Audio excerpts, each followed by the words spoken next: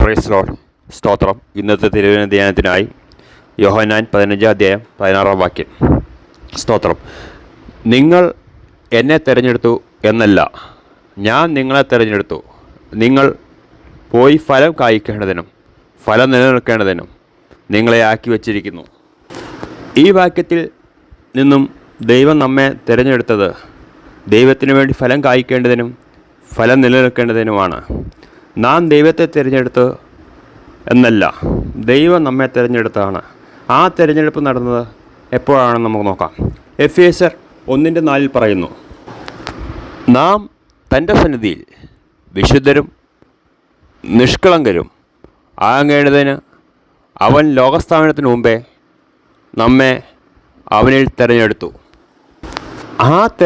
ആ തിരഞ്ഞെടുപ്പ് ലഭിച്ച നാം തൻ്റെ സന്നിധിയിൽ വിശുദ്ധരും നിഷ്കളങ്കരും ആയിരിക്കണം. അതിനോടൊപ്പം ദൈവത്തിനു വേണ്ടി ഫലം കായ്ക്കുകയും വേണം. ലൂക്കോസിൻ്റെ സുവിശേഷം 13:7-9 കർത്താവ് ഒരു ഉപമ പറഞ്ഞിരിക്കുന്നത്, അവൻ തോട്ടക്കാരനോട്, ഞാൻ ഇപ്പോൾ 3 സംവത്സരമായി ഈ അത്തിയിൽ ഫലം തിരഞ്ഞു വരുന്നു, കാണുന്നില്ല താനും. അതിനെ വെട്ടിക്കളയുക, അത് നിലത്തെ നിഷ്ഫലമാക്കുന്നത് എന്തിനു എന്ന് പറഞ്ഞു.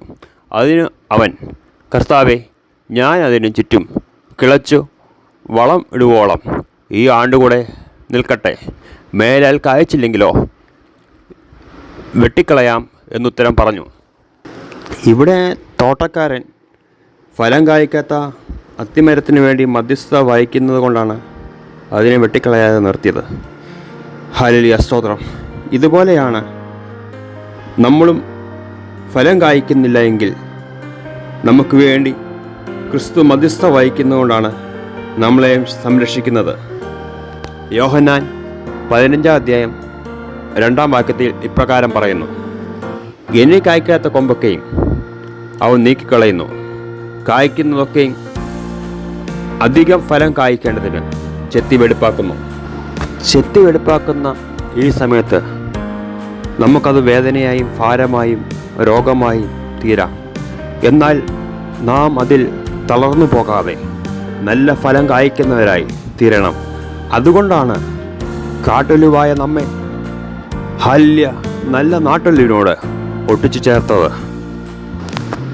ആകയാൽ എന്നെ കേൾക്കുന്ന പ്രിയമുള്ളവരെ, നമ്മുടെ കർത്താവ് വെളിപ്പെടുമ്പോൾ നാം നല്ല ഫലമുള്ളവരായി, മറ്റുള്ളവർക്ക് മാതൃകയായി ജീവിക്കുന്നവരായി, ജീവിച്ച അനേകരെ ക്രിസ്തുവിലേക്ക് നയിക്കുന്നവരായി തീരുവാൻ ദൈവം ഇടയാക്കട്ടെ. ഈ വചനങ്ങളാൽ ദൈവം നിങ്ങളെ ധാരാളമായി അനുഗ്രഹിക്കട്ടെ.